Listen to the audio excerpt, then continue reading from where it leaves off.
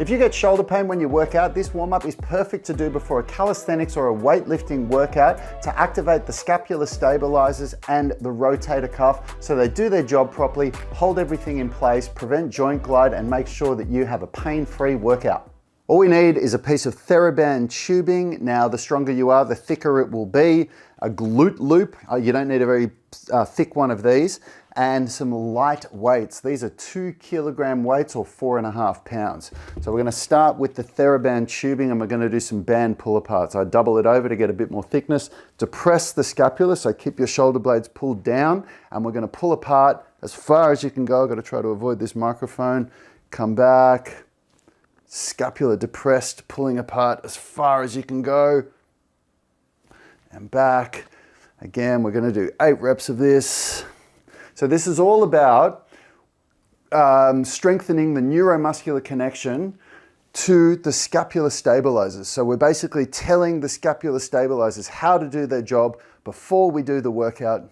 Get it going. Okay. I've lost count. I always do when I'm doing these follow-along videos because I'm giving coaching instructions, but that's the way it is. Okay, now we're gonna grab our weights, and you can do this on a fit ball if you don't have an incline bench. So a fit ball would work just fine, but what we're going to do, we're gonna start from reaching forward. We're gonna pull the shoulder blades back and down, so depress and retract, and then we're going to row, and then externally rotate, hold for a couple of seconds, back down, and then reach forward at the bottom. 2. It's very important that you keep the shoulder blades depressed and retracted, which is basically, if you think of pulling them down towards your back pocket and in towards your spine, that's very, very important. Okay, and we're really taking this activation of the scapular stabilizers to a new level here, and we're also adding in some rotator cuff activation as well. So I've had a slap tear in both shoulders. I've torn the rotator cuff in both shoulders. I've had some traumatic injuries, and it's through working with some exceptional sports physios that I've created this warm-up, and it works so well because we're telling the muscles to do what they need to do before we go and lift heavy weights or before we go and do some calisthenics work, which is when we need it most, okay? So now we do another round with the band. This is we're gonna do last because this is that's the most challenging exercise out of all of these, so we save that for last, okay? 1, 2, 3, 4, 5, 6, 7, 8. And the hard part with all of this is keeping the shoulder blades depressed at all times. That's what we're really working on. We're trying to activate those scapular stabilizers that keep that shoulder blade in place and prevent it from elevating when we're doing our exercise. Of course, shoulder elevation or scapular elevation is something that happens during certain exercises, but it's a major problem when you've had traumatic shoulder injuries like I have, where it elevates when it's not meant to, and it can contribute to joint glide in the glenohumeral joint, cause a lot of pain. So, here we go.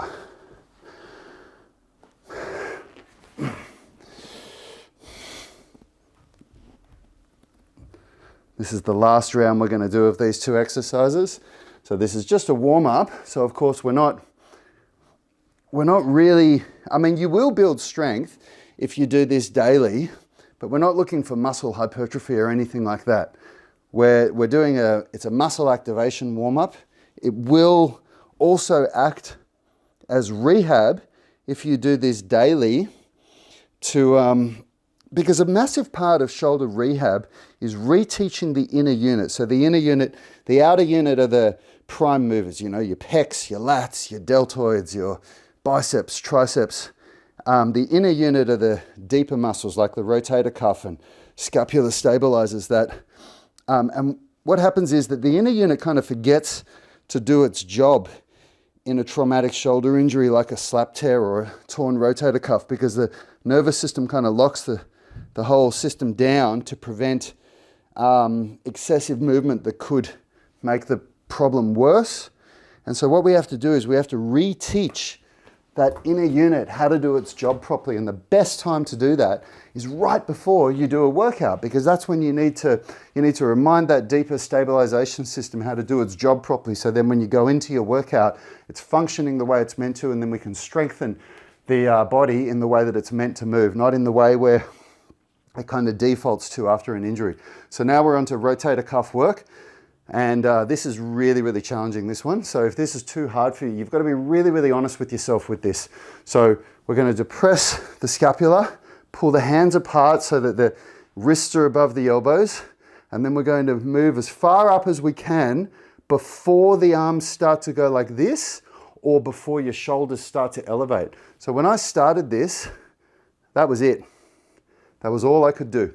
If I went higher than that, I started to go like that.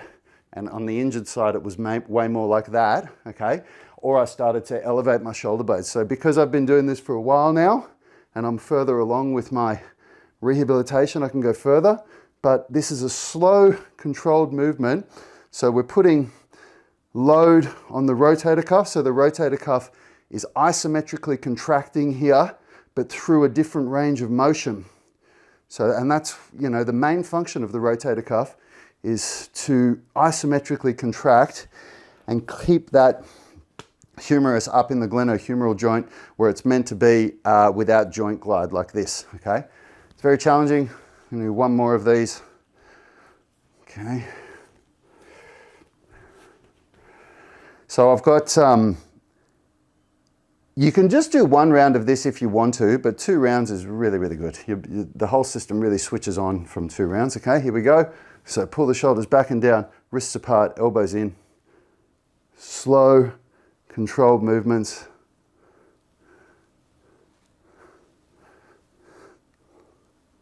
3, 4. It's getting really challenging now. 5 and 6. Woo! I've got some really good trigger point release stuff that you can do as well for the shoulder pain. If you click or tap the screen there, check that video out. That's something that you could do before all of this as well if your shoulder pain is really, really bad. I do a lot of that stuff daily as well. Like and subscribe if you enjoyed this video. I do daily content like this, and I'll see you in that next video.